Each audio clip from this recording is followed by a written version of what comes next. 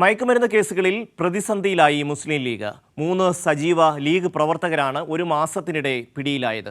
P K. ഫിറോസിന്റെ സഹോദരൻ P K. Bujair, youth league നേതാവ് സാദിഖ് അലി കൂമ്പാറ, കാസർകോട്ടെ ലീഗ് നേതാവ് എം.കെ. മസൂദിൻ എന്നിവർ അറസ്റ്റിലായിരുന്നു. കുട്ടൻ ചേരുകയാണ്. കുട്ടൻ, കഴിഞ്ഞ ഏതാണ്ട് 10 വർഷക്കാലമായി അധികാരത്തിൽ ഇല്ലാതിരുന്ന മുസ്ലിം ലീഗിനെ സംബന്ധിച്ച് അവർ സ്വയം തൊഴിൽ കണ്ടെത്തി വരുമാന മാർഗങ്ങൾ കണ്ടെത്തുന്നു. പക്ഷേ അതെല്ലാം നിയമവിരുദ്ധമാണ് എന്നുള്ളതാണ് നമുക്ക് മനസ്സിലാക്കാൻ കഴിയുന്നത്. ലഹരി കച്ചവടം, ഒരുപക്ഷെ ഫാത്തിമ തഹ്ലിയൊക്കെ കഴിഞ്ഞ ദിവസം വലിയ ആവേശത്തോടുകൂടി ലഹരിക്കെതിരെ വർത്തമാനം പറയുന്ന കാഴ്ച നമുക്ക് കാണാൻ കഴിയുന്നു. പി.കെ. ഫിറോസിനെ പോലുള്ളവർ മറ്റുള്ളവർക്കെല്ലാം സദാചാര ഉപദേശം നൽകുന്നു, ധാർമ്മിക ഉപദേശം നൽകുന്ന കാഴ്ചയാണ് കഴിഞ്ഞ കാലങ്ങളിലൊക്കെ നമ്മൾ കണ്ടത്. ഇപ്പോൾ ഓരോ ദിവസവും ലഹരി കേസിൽ ലീഗ് നേതാക്കന്മാർ കൂട്ടത്തോടെ അകത്തു പോകുന്ന കാഴ്ചയാണല്ലോ കാണേണ്ടി വരുന്നത്. കുട്ടൻ, ഷമി, സംസ്ഥാനത്തിനകത്തും പുറത്തുമായി മയക്കുമരുന്ന് കേസുകളിൽ, ലഹരി ഇടപാടുമായി ബന്ധപ്പെട്ട കേസുകളിൽ നിരവധി ലീഗ് പ്രവർത്തകരാണ് ഇപ്പോൾ പിടിയിലായിക്കൊണ്ടിരിക്കുന്നത്. കഴിഞ്ഞ ഒരു മാസത്തിനിടെ മാത്രം നേതാക്കൾ ഉൾപ്പെടെ 3 ലീഗുകാർ അറസ്റ്റിലായിട്ടുണ്ട്. യൂത്ത് ലീഗ് സംസ്ഥാന പ്രസിഡന്റ് പി.കെ. ഫിറോസിന്റെ സഹോദരൻ പി.കെ. ബുജൈറിനെ ലഹരി ഇടപാടുമായി ബന്ധപ്പെട്ട കേസിൽ കഴിഞ്ഞ ദിവസമാണ് കുന്ദമംഗലം പോലീസ് അറസ്റ്റ് ചെയ്തത്. ഇയാൾ ലഹരി ഇടപാട് നടത്തുന്നുള്ള വിവരം ലഭിച്ചതിനെ തുടർന്നാണ് ഇയാൾ വാഹനം പരിശോധിക്കാൻ വേണ്ടി പോലീസ് തയ്യാറാവുന്നത്. ആ ഘട്ടത്തിൽ ഇയാളെ പരിശോധനയ്ക്കെത്തിയ പോലീസ് സംഘത്തെ ഇയാൾ ആക്രമിച്ചു. ആ സിവിൽ പോലീസ് ഓഫീസർക്ക് പരിക്ക് പറ്റിയ സാഹചര്യം ഉൾപ്പെടെ ഉണ്ടായിരുന്നു. ബുജൈർ ലഹരി കടത്ത് സംഘത്തിലെ പ്രധാന കണ്ണിയാണെന്നാണ് ഇപ്പോൾ കണ്ടെത്തിയിരിക്കുന്നത്. അതോടൊപ്പം തന്നെ സ്ഥിരം മയക്കുമരുന്നിന് അടിമയാണ് താനെന്ന് ഇയാൾ തന്നെ പോലീസിനോട് കുറ്റസമ്മതവും നടത്തിയിട്ടുണ്ട്.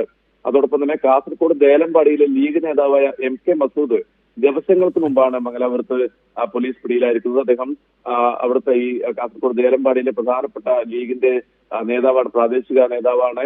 അവിടെ അടൂർ സ്വദേശിയാണ് ലീഗിന്റെ പ്രമുഖ നേതാവ്. അതോടൊപ്പം തന്നെ അടൂർ സർവീസ് സഹകരണ ബാങ്കിന്റെ ഡയറക്ടർ കൂടിയാണ് എം.കെ. മസൂദ്. മസൂദിന്റെ കയ്യിൽ നിന്നും പിടിക്കപ്പെടുമ്പോൾ 123 കിലോ കഞ്ചാവ്, അതായത് ലക്ഷക്കണക്കിന് രൂപ വില വരുന്ന കഞ്ചാവുമായാണ് ഇയാൾ 2 കൂട്ടാളികൾക്കൊപ്പം കർണാടക പോലീസിന്റെ പിടിയിലാവുന്നത്. കേരളത്തിനകത്തും അതോടൊപ്പം തന്നെ കർണാടകയുടെ പല ഭാഗങ്ങളിലും സ്കൂൾ കുട്ടികൾക്കടക്കം കഞ്ചാവ് വിൽപ്പന നടത്തുന്ന സംഘത്തിന്റെ പ്രധാനപ്പെട്ട തലവനാണ് മസൂദ് എന്നുള്ളതാണ്. അപ്പൊ അതിന് തൊട്ട് മുമ്പ് കോഴിക്കോട് തന്നെയുള്ള മറ്റൊരു യൂത്ത് ലീഗ് നേതാവ് അറസ്റ്റിലായിരുന്നു. അത് ബേക്കൽ പോലീസിലായിരുന്നു. ബേക്കൽ പോലീസാണ് ഇയാളെ അറസ്റ്റ് ചെയ്തത്. അതും നേരത്തെ പറഞ്ഞതുപോലെ തന്നെ മാരക മയക്കുമരുന്നായ MDMA വിൽപ്പനയുമായി ബന്ധപ്പെട്ടാണ് ഇയാളെ പോലീസ് അറസ്റ്റ് ചെയ്തത്. കോഴിക്കോട് കൂടരഞ്ഞിയിലെ യൂത്ത് ലീഗിന്റെ മുൻ പഞ്ചായത്ത് കമ്മിറ്റി പ്രസിഡന്റ് സാദിഖ് അലി കൂമ്പാറയാണ് ബേക്കൽ പോലീസ് അറസ്റ്റ് ചെയ്തത്. ഇയാളും സംസ്ഥാനത്തിനകത്തും പുറത്തും ഈ MDMA വിൽപ്പന നടത്തുന്ന ലഹരി മാഫിയയുടെ മുഖ്യ കണ്ണിയാണെന്നാണ്. അതിന്റെ ഇയാൾ അറസ്റ്റ് ചെയ്യാൻ ഇടയൊക്കെ സാഹചര്യം എന്നുള്ളത് 2 പേരെ, അബ്ദുൽ ഖാദർ, മുഹമ്മദ് ദാനിഷ് എന്നീ 2 പേരെ വലിയ തോതിൽ MDMAയുമായി കാസർഗോഡ് ബേക്കൽ പോലീസ് അറസ്റ്റ് ചെയ്തിരുന്നു. ഈ 2 പേരുടെയും ബാങ്ക് അക്കൗണ്ട് ഇടപാടുകൾ, അതോടൊപ്പം തന്നെ ഫോൺ കോളുകളൊക്കെ പോലീസ് വിശദമായി പരിശോധിച്ചു. അതോടൊപ്പം തന്നെ ഇവരെ വിശദമായി ചോദ്യം ചെയ്തപ്പോഴാണ് കോഴിക്കോട് കൂടരഞ്ഞിയിലെ യൂത്ത് ലീഗ് നേതാവ് സാദിഖ് അലിക്ക് വേണ്ടിയാണ് MDMA എത്തിച്ചതെന്ന് പോലീസ് മനസ്സിലാവുന്നത്. സാദിഖ് അലി ലഹരി മാഫിയ സംഘത്തിന്റെ പ്രധാനപ്പെട്ട കണ്ണിയാണെന്ന വിവരവും പോലീസ് ലഭിച്ചു. സാദിഖ് അലി നടത്തിയ പണമിടപാടുകൾ, ഫോൺ കോളുകളൊക്കെ അന്വേഷണ സംഘം വിശദമായി പരിശോധിക്കുകയായിരുന്നു. പോലീസ് ഇയാളെ അറസ്റ്റ് ചെയ്യാൻ കുട്ടൻ തുടരൂ. ഇപ്പോൾ കെ അനിൽകുമാർ, CPIM നേതാവ് കെ അനിൽകുമാർ കൂടി ചേരുകയാണ്. അനിൽകുമാർ, നമ്മൾ ഒരു രാഷ്ട്രീയ പ്രസ്ഥാനം എന്ന് നമ്മളുടെ കണ്ണുകളിൽ അല്ലെങ്കിൽ നമ്മളുടെ മുന്നിൽ വരുന്ന ഒരു ചിത്രമുണ്ടല്ലോ, ഒരു സത്യസന്ധമായ നാടിൻ്റെ പുരോഗതിക്ക് വേണ്ടി പ്രവർത്തിക്കുന്ന ഒരു പറ്റം മനുഷ്യരുടെ ഒരു കൂട്ടായ്മ എന്നുള്ളത്. ഇപ്പോൾ മുസ്ലിം ലീഗിൻ്റെ വാർത്തകൾ ഓരോ ദിവസവും ഇങ്ങനെ നിരന്തരമായി വായിച്ചു കൊണ്ടിരിക്കുമ്പോൾ നമ്മൾക്ക് മനസ്സിലാവുന്നത് ഇതൊരു മാഫിയ സംഘമായി കേരളത്തിലെ മുസ്ലിം ലീഗ് മാറുന്നു എന്നുള്ളതാണ്. മയക്കുമരുന്ന്, അതുപോലെ തന്നെ അതുമായി ബന്ധപ്പെട്ട നിരവധി കേസുകൾ, സ്വർണ്ണ തട്ടിപ്പ്, പണം തട്ടിപ്പ്, അങ്ങനെ കേസുകളിൽ പെടുന്ന മുസ്ലിം ലീഗിൻ്റെ നേതാക്കളുടെ എണ്ണം എടുത്താൽ 1, 2, 3 എന്ന് ഒരുപാട് എണ്ണം എഴുതേണ്ടി വരും. ശ്രീ അനിൽകുമാർ, ഏത് നിലയിലേക്കാണ് കേരളത്തിലെ UDF രാഷ്ട്രീയം, വിശിഷ്യ മുസ്ലിം ലീഗ് രാഷ്ട്രീയവും കോൺഗ്രസ് രാഷ്ട്രീയവും പോകുന്നത്? നമ്മള് പാലാരിവട്ടം അഴിമതി നോക്കിക്കഴിഞ്ഞാൽ കേരള ചരിത്രത്തിൽ വേറിട്ട് നിൽക്കുന്ന ഒരു അഴിമതിയാണിത്. ചന്ദ്രിക ദിനപത്രത്തിന്റെ അക്കൗണ്ടിലേക്ക് 10 കോടി രൂപയാണ് ആ കാലഘട്ടത്തിൽ ചെയ്യപ്പെട്ടത്. അതുമായി ബന്ധപ്പെട്ട് പാണക്കാട് തങ്ങളടക്കം ചോദ്യം ചെയ്യുന്ന നിലയിലേക്ക് കാര്യങ്ങളെത്തി. പക്ഷെ എൻഫോഴ്സ്മെന്റ് ഡയറക്ടറേറ്റ് ആ കേസ് എവിടെയോ കൊണ്ട് അസ്തമിപ്പിച്ച് ഇല്ലാതെയാക്കി. ഇടതുപക്ഷ നേതാക്കന്മാരെ ചെറിയ ചെറിയ കാര്യങ്ങളുടെ പേരിൽ വസ്തുതാവിരുദ്ധമായ കാര്യങ്ങൾ കെട്ടിച്ചമച്ച് ദുരാരോപണം ഉന്നയിക്കുന്ന ഒരു മാധ്യമ പരിസരത്താണ് പാണക്കാട് തങ്ങളെ ചോദ്യം ചെയ്ത ED ചോദ്യം ചെയ്ത വാർത്ത പോലും ഇവിടെ കേരളത്തിലെ മാധ്യമങ്ങളുടെ മുമ്പിലുണ്ടായില്ല, അവർക്ക് ലഭിക്കില്ല. ഇതെന്താണ് കാണിക്കുന്നത്? മാത്രമല്ല, ഇപ്പൊ തന്നെ വയനാടുമായി ബന്ധപ്പെട്ട് അവർ നടത്തിയ തട്ടിപ്പാണ്. തോട്ടമായി കിടക്കുന്ന ഭൂമി യഥാർത്ഥത്തിൽ കമ്പോളത്തിലുള്ള ഒരിടത്തിന്റെ വിലയുടെ 4 ഇരട്ടി വിലയ്ക്ക് അത് വാങ്ങിയെടുത്തിരിക്കുകയാണ്. ഇനി കേരള സർക്കാരിനോട് അവർ പറയുന്നത്, ഞങ്ങൾ തോട്ടമായി വാങ്ങിയ ഭൂമിയിൽ വീട് വെക്കുന്നതിന് സർക്കാർ വയനാട് ദുരന്തബാധിതർക്ക് എന്ന കേരളത്തിൽ അനുവാദം കൊടുക്കണം.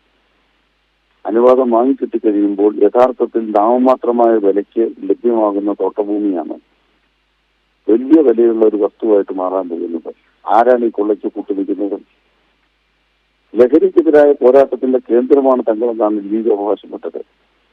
എന്നിട്ട് അവർ പറയുന്നു, സർക്കാർ എന്ന് തീരുമാനിച്ചിരുന്നെങ്കിൽ കള്ളൻ കപ്പലിൽ തന്നെ, എന്തായാലും അവർ പറഞ്ഞത് അറം പറ്റിയിരിക്കുന്നു, കപ്പലിൽ തന്നെയാണ് കള്ളൻ.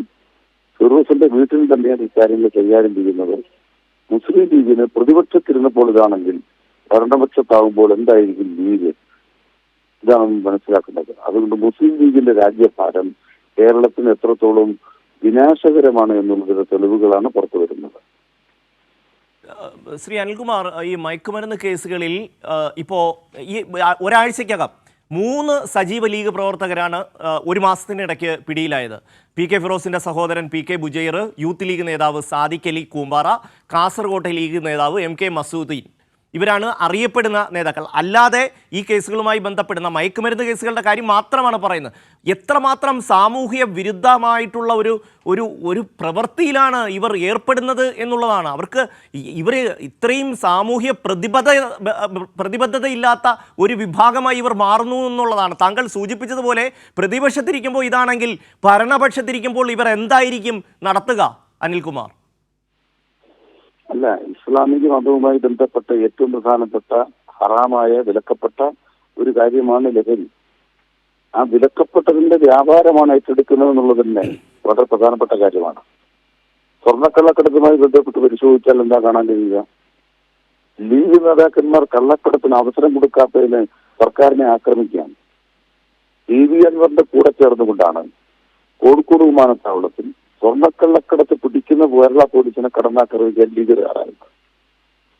അവിടെയാണ് നമ്മൾ കാണേണ്ടത്. അവർക്ക് സ്വർണ്ണക്കള്ളക്കടത്ത് നടത്തണം, അവർക്ക് ലഹരി മരുന്ന് വ്യാപാരം നടത്തണം, അവർക്ക് ഭൂമി തട്ടിപ്പ് നടത്തണം, അവർക്ക് സ്വർണ്ണ ബിസിനസിന്റെ തട്ടിപ്പ് നടത്തണം, പാലം പണിയിൽ അഴിമതി നടത്തണം.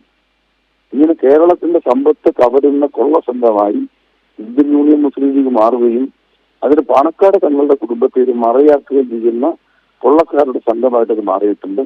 മറ്റ് സദാചാര വിരുദ്ധമായ കാര്യങ്ങൾ ധാരാളം വേറെയുണ്ട്. ഞാൻ അതിലേക്ക് പോകുന്നില്ല. ഇങ്ങനെ കേരള രാഷ്ട്രീയത്തിൽ ഒരിക്കലും അംഗീകരിക്കപ്പെടാൻ കഴിയാത്ത മറച്ചുവെക്കപ്പെട്ട കപടതയുടെ പര്യായമാണ് ലീഗ് എന്നുള്ളതാണ് യാഥാർത്ഥ്യം. നന്ദി അനിൽകുമാർ പ്രതികരിച്ചതിന്. മുസ്ലിം ലീഗ് നേതാക്കൾ പ്രതികളായിട്ടുള്ള കേസുകൾ ഓരോ ദിവസവും, ലഹരി കേസുകൾ ഓരോ ദിവസവും പുറത്തു വരുന്ന വാർത്തകളാണ് നമ്മൾക്ക് കാണാൻ കഴിയുന്നത്. PB കുട്ടൻ തുടരുകയാണ്. കുട്ട, ഈ മുസ്ലിം ലീഗിനെ സംബന്ധിച്ച് നേരത്തെ തന്നെ നിരവധി ആരോപണങ്ങളുണ്ട്. ഈ ലീഗിൻ്റെ എന്ന രാഷ്ട്രീയ പാർട്ടിയുടെ മറവിൽ നടത്തുന്ന പലവിധ ഏർപ്പാടുകൾ, സ്വർണ്ണ കള്ളക്കടത്ത് അടക്കമുള്ളവ, നമ്മൾ അതെല്ലാം മുൻകാലങ്ങളിൽ ചർച്ച ചെയ്തിട്ടുണ്ട്.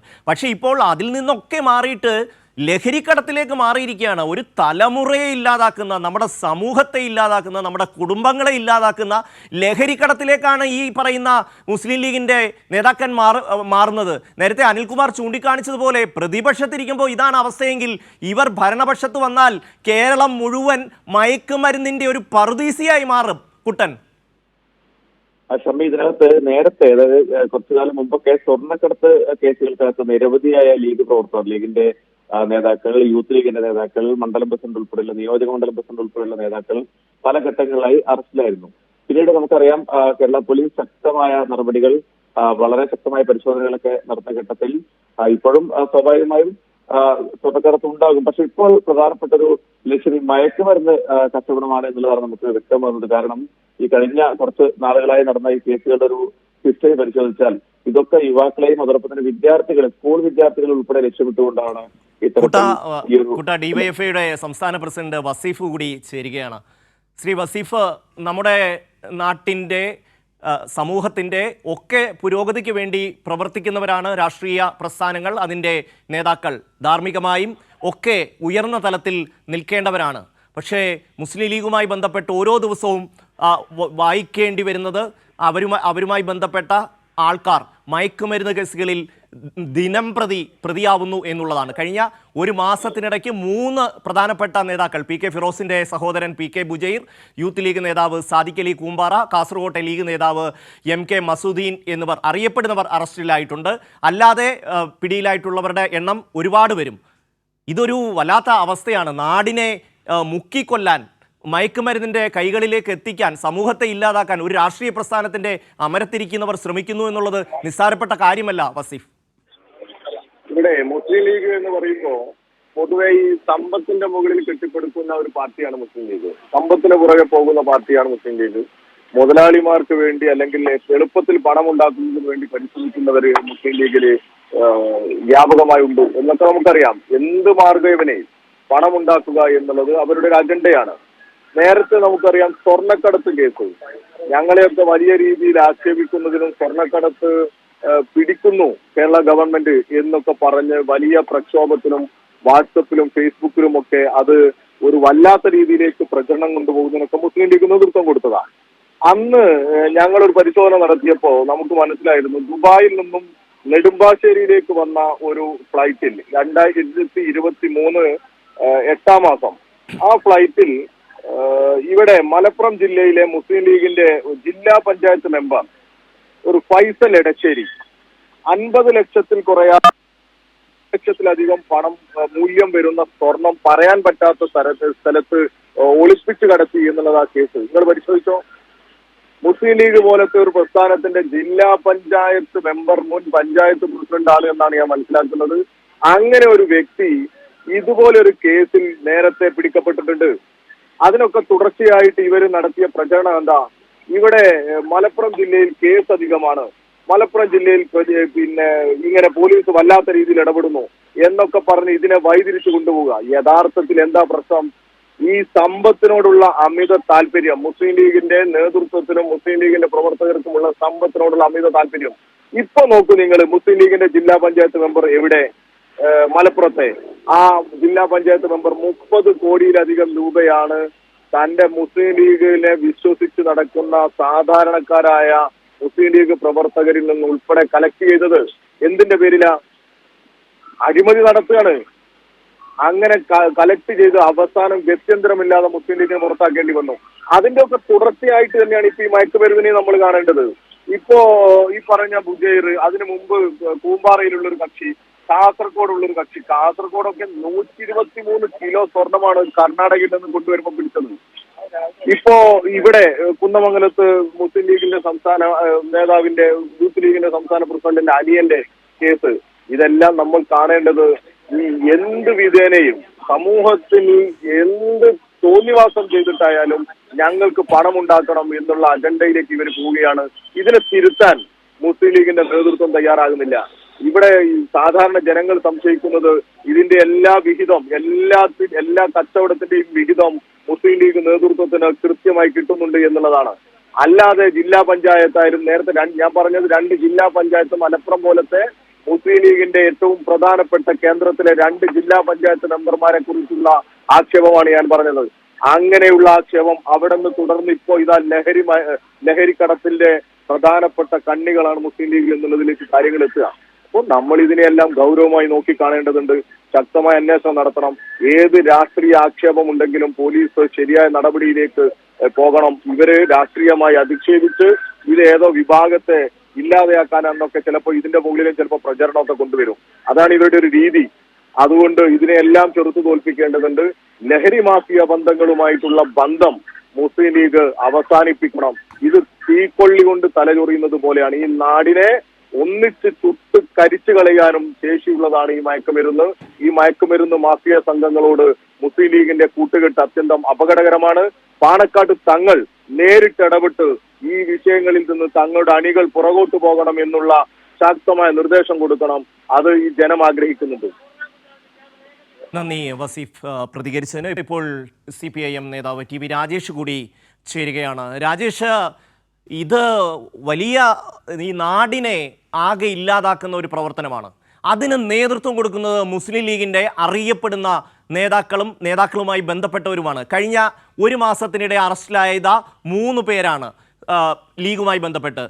PK ഫിറോസിന്റെ സഹോദരൻ PK ബുജൈർ, യൂത്ത് ലീഗിന്റെ നേതാവ് സാദിഖ് അലി കൂമ്പാറ, കാസർകോട്ടെ ലീഗ് നേതാവ് MK മസൂദീൻ. ഇവരാണ് സംസ്ഥാന തലത്തിൽ അറിയപ്പെടുന്ന നേതാക്കൾ. അല്ലാതെയും നിരവധി പേർ പോലീസിന്റെ പിടിയിലായിട്ടുണ്ട്. ഇതൊരു വലിയ അപകടകരമായ പോക്കാണ്. മുസ്ലിം ലീഗിന്റെ മറവിൽ നിന്നുകൊണ്ട് ഈ സംസ്ഥാനത്തെ യുവജനങ്ങളെ ക്യാമ്പസുകളിൽ അടക്കം മയക്കുമരുന്ന് ലഹരി വസ്തുക്കൾ എത്തിക്കുന്ന കണ്ണികളിൽ പ്രധാനികളായി കേരളത്തിലെ ലീഗ് നേതാക്കന്മാർ മാറുന്നു എന്നുള്ളത്. TV രാജേഷ്, വളരെ ഗൗരവമുള്ള ഒരു വിഷയമാണിത്. പ്രത്യേകിച്ചും നമ്മൾ കഴിഞ്ഞ ദിവസം കാസർഗോഡ് ദേലമ്പാടിയിൽ നിന്ന് മുസ്ലിം ലീഗിന്റെ സജീവ പ്രവർത്തകനും അവരുടെ പ്രാദേശിക ഭാരവാഹിയും അതോടൊപ്പം തന്നെ അവരുടെ സർവീസ് സഹകരണ ബാങ്കിന്റെ ഡയറക്ടറുമായ ഒരാളിൽ നിന്ന് കിലോ കണക്കിന് 121 കിലോ കഞ്ചാവ് പിടിച്ചെടുത്തു എന്ന വാർത്തയാണ് നമ്മൾ മനസ്സിലാക്കിയത്. അതോടൊപ്പം തിരുവമ്പാടിയിൽ നിന്ന് MDMA ഒരു മുസ്ലിം ലീഗിന്റെ ഉത്തരവാദപ്പെട്ട പ്രവർത്തകനിൽ നിന്ന് പിടിച്ചെടുത്തിരിക്കുന്നു. ഇപ്പോൾ കേരളത്തിലെ മുസ്ലിം ലീഗിന്റെ പ്രമുഖ നേതാക്കൾ ഒരാളായ അദ്ദേഹത്തിന്റെ സഹോദരൻ MDMA കേസുമായി ബന്ധപ്പെട്ട് പോലീസ് അന്വേഷിക്കാൻ ചെന്നപ്പോൾ പോലീസിനെ ആക്രമിക്കുകയും അതുമായി ബന്ധപ്പെട്ട വലിയ റാക്കറ്റിൽ അദ്ദേഹം സജീവ കണ്ണിയാണെന്നുള്ള വാർത്ത ഞെട്ടലോടെയാണ് നമ്മൾ കേട്ടിരിക്കുന്നത്. തീർച്ചയായിട്ടും ഇത്തരം കാര്യങ്ങളിൽ രാഷ്ട്രീയ പാർട്ടികൾ വളരെ മാതൃകാപരമായ ഒരു സമീപനം സ്വീകരിക്കണം. തങ്ങളിൽപ്പെട്ട ആർക്കെങ്കിലും തെറ്റായ ഇത്തരം ബന്ധങ്ങൾ ഉണ്ടെങ്കിൽ അവരെ തള്ളിപ്പറയാനുള്ള ആർജവമാണ് മുസ്ലിം ലീഗിന്റെ നേതൃത്വം കാണിക്കേണ്ടത്. ആ കാര്യത്തിൽ മുസ്ലിം ലീഗ് നേതൃത്വം മാതൃക കാണിക്കുമെന്ന് ഞങ്ങൾ പ്രതീക്ഷിക്കുകയാണ്. കാരണം കേരളത്തിൽ മയക്കുമരുന്ന് വ്യാപിപ്പിക്കാനുള്ള വലിയ ഒരു നീക്കം നടക്കുന്നുണ്ട്. സംസ്ഥാന സർക്കാരും പോലീസും അതുപോലെ തന്നെ എക്സൈസ് വിഭാഗവും നമ്മുടെ തദ്ദേശ സ്വയംഭരണ സ്ഥാപനങ്ങളും ഉത്തരവാദപ്പെട്ട രാഷ്ട്രീയ പ്രസ്ഥാനങ്ങളും വിദ്യാർത്ഥി യുവജന സംഘടനകളും എല്ലാം ഒത്തൊരുമിച്ച് നിന്ന് ഈ വിപത്തിനെ ചെറുക്കാൻ ശ്രമിക്കുകയാണ്. പക്ഷെ ഇത്തരം ഒരു ഘട്ടത്തിൽ ഇത്തരം പ്രവർത്തനങ്ങളെ ആകെ പ്രതിരോധത്തിലാക്കുന്ന വിധത്തിൽ ഉത്തരവാദപ്പെട്ട രാഷ്ട്രീയ പാർട്ടികളുടെ നേതാക്കൾ മയക്കുമരുന്ന് വിറ്റ് പണമുണ്ടാക്കാനുള്ള വഴി സ്വീകരിക്കുന്നത് ഒരു കാരണവശാലും അംഗീകരിക്കാൻ പറ്റില്ല. ഈ കാര്യത്തിൽ മുസ്ലിം ലീഗ് നേതൃത്വം താഴെ തങ്ങളുടെ പാർട്ടിക്കകത്ത് ഇത്തരത്തിലുള്ള തെറ്റായ കാര്യങ്ങൾ വെച്ചു പുലർത്തുന്ന മയക്കുമരുന്ന് കച്ചവടം നടത്തുന്ന ഇത്തരം റാക്കറ്റുമായി ബന്ധമുള്ള ആളുകളെ ഒഴിവാക്കി മാതൃക കാണിക്കണം. ഇക്കാര്യത്തിൽ നല്ലൊരു പരിശോധന പാർട്ടിക്കകത്ത് നടത്താൻ മുസ്ലിം ലീഗ് നേതൃത്വം തയ്യാറാവണം. അതിനുള്ള ഒരു ആർജവം മുസ്ലിം ലീഗ് നേതൃത്വം കാണിക്കണമെന്നാണ് പറയാനുള്ളത്. ശ്രീ TV രാജേഷ്, അതുമായി ബന്ധപ്പെട്ട് ഇപ്പോൾ നമുക്ക് മുസ്ലിം ലീഗിൻ്റെ അധ്യക്ഷന്മാരായിട്ടുള്ള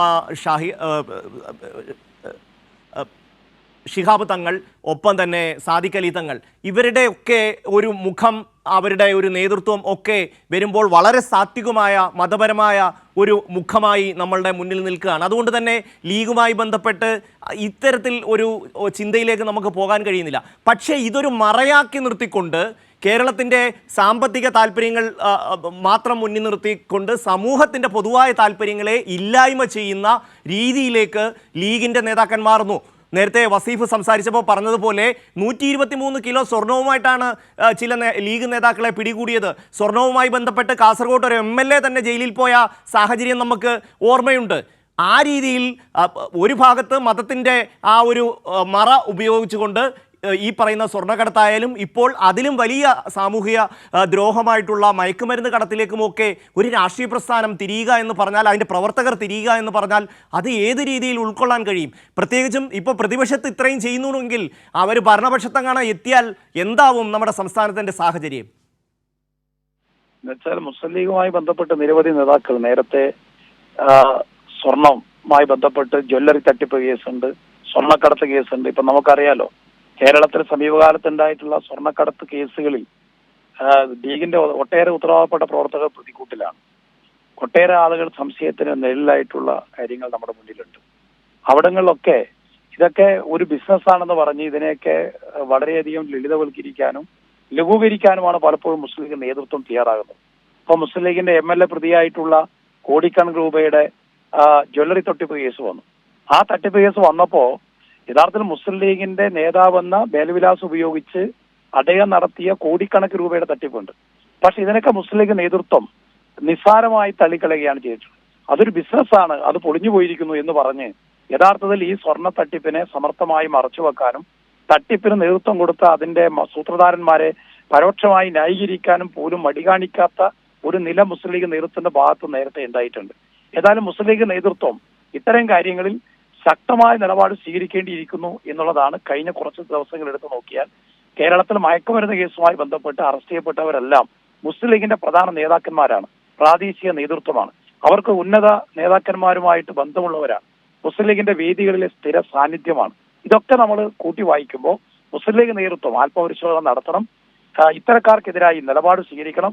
എത്ര ഉത്തരവാദപ്പെട്ടവരായാലും ശരി, തെറ്റായ മാർഗങ്ങൾ സ്വീകരിക്കുന്നവരെ, സമൂഹത്തിന് ഒരു കാരണവശാലും അംഗീകരിക്കാൻ കഴിയാത്ത തെറ്റായ രീതികൾ, അധാർമികമായ രീതികൾ സ്വീകരിക്കുന്നവരെ പാർട്ടിക്കകത്ത് സ്ഥാനം ഉണ്ടാവുകയില്ല എന്നൊരു നിലപാട് മുസ്ലിം ലീഗ് സ്വീകരിക്കുമോ എന്നാണ് നാം കണ്ടറിയേണ്ടുന്ന കാര്യം. ടി.വി. രാജേഷാണ് പ്രതികരിച്ചത്. ഇപ്പോൾ ലീഗിൻ്റെ നേതാവ് ഷാക്കിർ കൂടി CK ഷാക്കിർ കൂടി ചേരുകയാണ്. ഷാക്കിർ, മുസ്ലിം ലീഗിനെ സംബന്ധിച്ച് ധാർമ്മികമായി മതപരമായി കുറേയേറെ നിലപാടുകളുള്ള ധാർമ്മികമായ നിലപാടുകളുള്ള ഒരാളാണ്, ഒരു പ്രസ്ഥാനമാണ്. അങ്ങനെ ഒരു പ്രസ്ഥാനത്തിന് എങ്ങനെയാണ് ഈ രീതിയിൽ ഇത്തരം കേസുകളുമായി മുന്നോട്ട് പോവുക, അല്ലെങ്കിൽ ഇത്തരം കേസുകളിൽ പ്രതികളായി വരുന്ന സാഹചര്യം ഉണ്ടാവുക? ഒന്ന്, നിങ്ങളുടെ ഈ സത്യസന്ധമായ മുസ്ലിം ലീഗിനെ വിലയിരുത്തിയതിന് നിങ്ങളോട് ഞങ്ങൾക്ക് നന്ദി അറിയിക്കുകയാണ്. ധാർമ്മികമായും മതപരമായും കൃത്യമായി പാലിച്ചു പോരുന്ന ഒരു പ്രസ്ഥാനം തന്നെയാണ് മുസ്ലിം ലീഗ്. വിശ്വാസത്തിൽ മതപരമായി പാലിക്കുന്നു, മറ്റെല്ലാവരും ധാർമ്മികമായും അതിന്റെ അന്തസ്സ് കാത്തു സൂക്ഷിക്കുന്നു. മുസ്ലിം ലീഗിന്റെ ഒരു നേതാവോ പ്രവർത്തകനോ അടുത്ത കാലത്തൊന്നും ഇത്തരം കേസുകളിൽ ഉൾപ്പെട്ടതായി ഞങ്ങൾ ആരും അറിഞ്ഞിട്ടില്ല.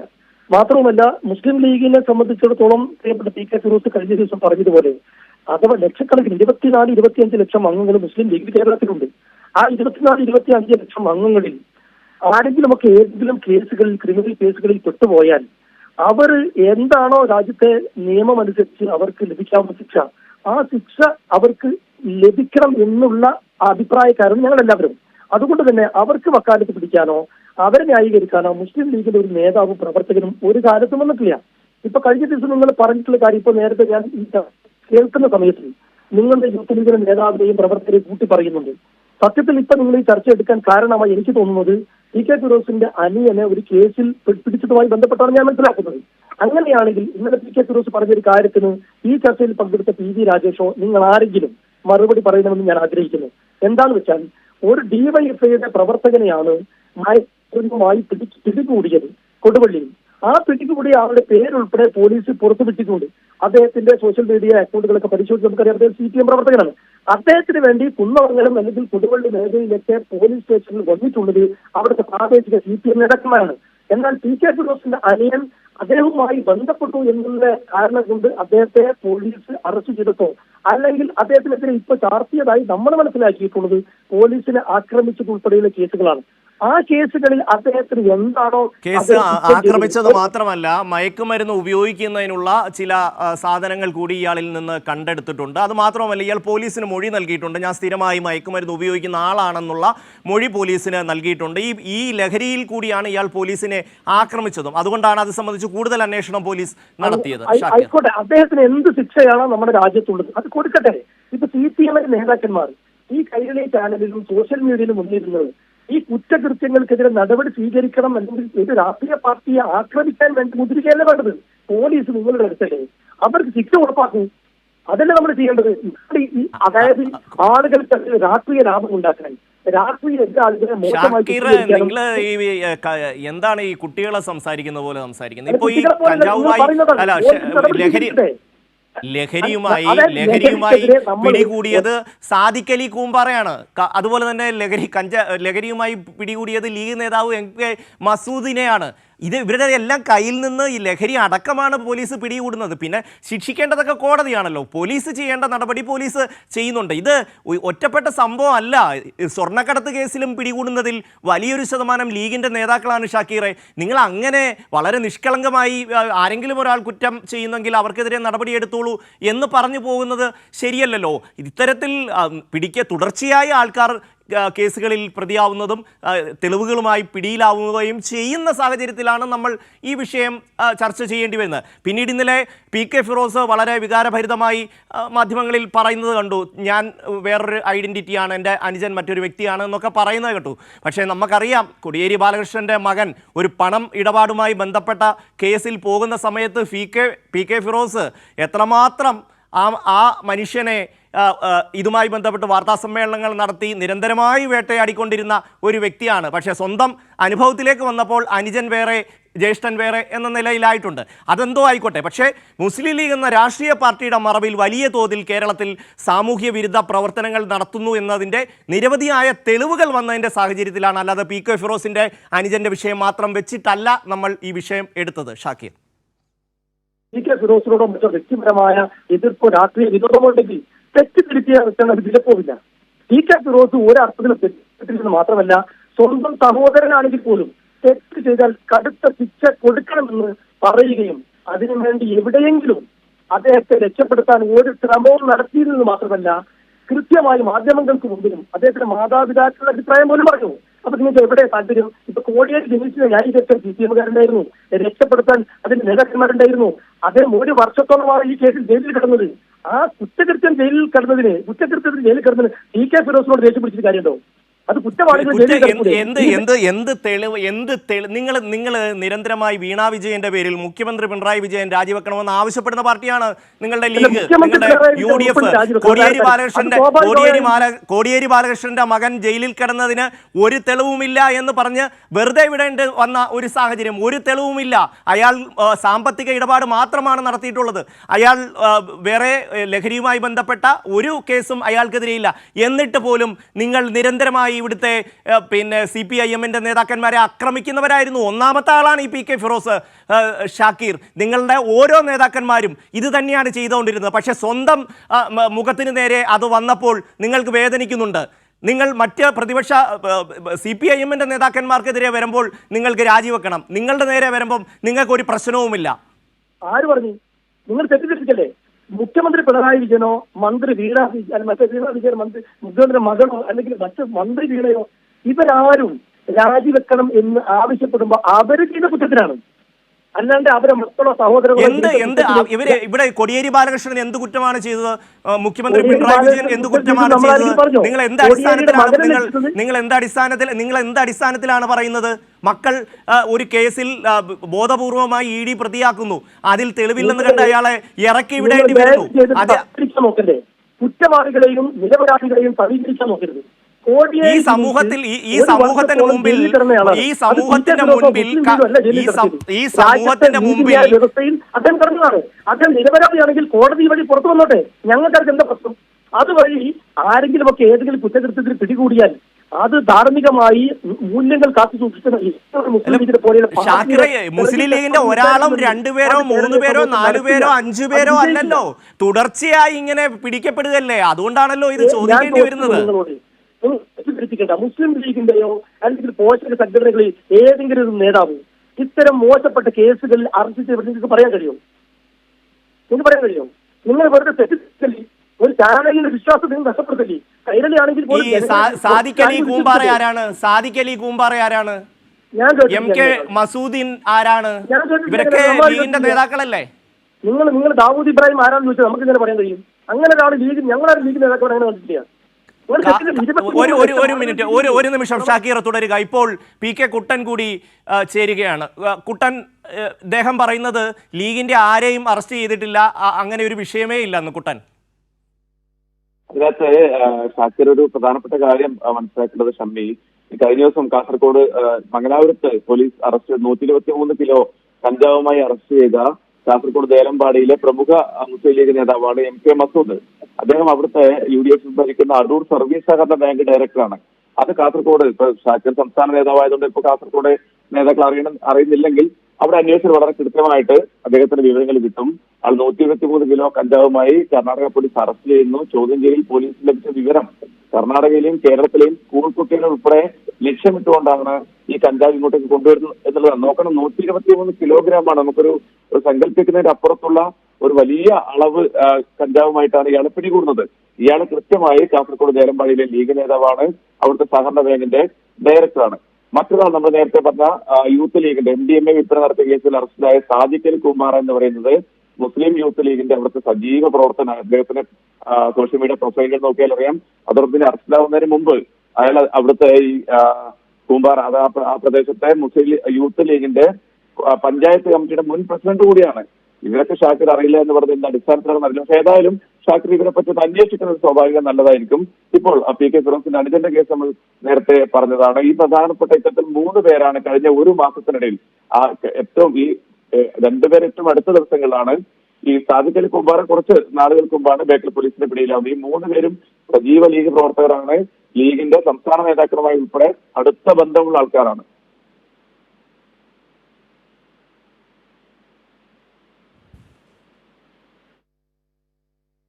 കുട്ടനാണ് വിവരങ്ങൾ നൽകിയത്. ഷാക്കിർ പറയാം. അതായത് ഇപ്പൊ അദ്ദേഹം പറഞ്ഞത് ഞാൻ കേട്ടു. ഞാൻ സത്യസന്ധമായി പറഞ്ഞു. നിങ്ങൾ തുടക്കത്തിൽ പറഞ്ഞല്ലോ, നിങ്ങൾ മുസ്ലിം ലീഗിന്റെ ധാർമ്മികത, മതവിശ്വാസം, അത് നിങ്ങൾ പറഞ്ഞ ആ സർട്ടിഫിക്കറ്റിൽ ഞങ്ങൾ സെല്യൂട്ട് ചെയ്യുന്നത് കറക്റ്റാണ്. അതന്നെയാണ് മുസ്ലിം ലീഗിനെ കുറിച്ച് ആളുകളുടെ അഭിപ്രായം. പിന്നെ നിങ്ങൾ ഏതെങ്കിലും കേസുകൾ ആരുടെയെങ്കിലും പ്രതികൾ കിട്ടാൻ ശ്രമിക്കുന്നുവെങ്കിൽ അത് നിങ്ങൾക്കറിയാലോ, മുസ്ലിം ലീഗ് പാർട്ടിയെ സംബന്ധിച്ചിടത്തോളം നിങ്ങൾ എത്ര പ്രചരണം നടത്തിയാലും അത് ആളുകൾ വിശ്വസിക്കാൻ പോകില്ല. അങ്ങനെ ശൈലി ലീഗിലില്ല. നമ്മൾ കുറ്റവാളികൾ സമൂഹത്തിലുണ്ടാവും. ആ കുറ്റവാളികളെ പോലീസ് സ്റ്റേഷനിൽക്കാർ പിടിച്ചു കൊണ്ടുപോകാനോ അവർക്ക് വേണ്ടി വക്കാലത്ത് പറയാനോ അവരെ സോഷ്യൽ മീഡിയയിലോ ചാനലുകളിൽ ന്യായീകരിക്കാനോ ഞങ്ങൾ ആരുടെ ഉണ്ടാവില്ല. തെറ്റ് ചെയ്തത് ആരായാലും അവർ ശിക്ഷ അനുഭവിക്കണം. അവർക്ക് വേണ്ടി വക്കാലത്ത് പിടിക്കാൻ അവരെ രക്ഷപ്പെടുത്തി കൊണ്ടുപോകാൻ മുസ്ലിം ലീഗിലെ നേതാക്കന്മാരോ മറ്റോ വന്നാൽ നിങ്ങൾക്ക് പറയാം അത് ലീഗ് സപ്പോർട്ട് ചെയ്തിരുന്നു. പക്ഷേ ഈ 23 ലക്ഷം പ്രവർത്തകരിൽ ആരെങ്കിലും ഒക്കെ ചെയ്ത് നിങ്ങൾ കണക്കിലെടുക്കുകയാണെങ്കിൽ തീർച്ചയായും ഷാക്കിർ, താങ്കളുടെ ഭാഗം വളരെ വ്യക്തമാണ്. പക്ഷേ എന്ത് ചെയ്യാം, ലീഗിന്റെ നേതാക്കന്മാർ നിരന്തരമായി ഈ ലഹരിയുമായി ബന്ധപ്പെട്ട് തെളിവ് സഹിതമാണ് അറസ്റ്റ് ചെയ്യപ്പെടുന്നത്. ഒപ്പം തന്നെ ഈ സ്വർണ്ണക്കേസുമായി ബന്ധപ്പെട്ടും അറസ്റ്റ് ചെയ്യപ്പെടുമ്പോൾ അവരുടെ കയ്യിൽ ഇതുപോലെ 100ഉം 120ഉം കിലോ സ്വർണ്ണമാണ് കൈവശമുണ്ടാകുന്നത്. അതുകൊണ്ടാണ് ഈ വിഷയങ്ങൾ ഒക്കെ തന്നെ സമൂഹത്തിൽ ചർച്ചയായി ഉയർന്നു വരുന്നത്. കുട്ടനാണ് വിശദാംശങ്ങൾ നൽകിയത്.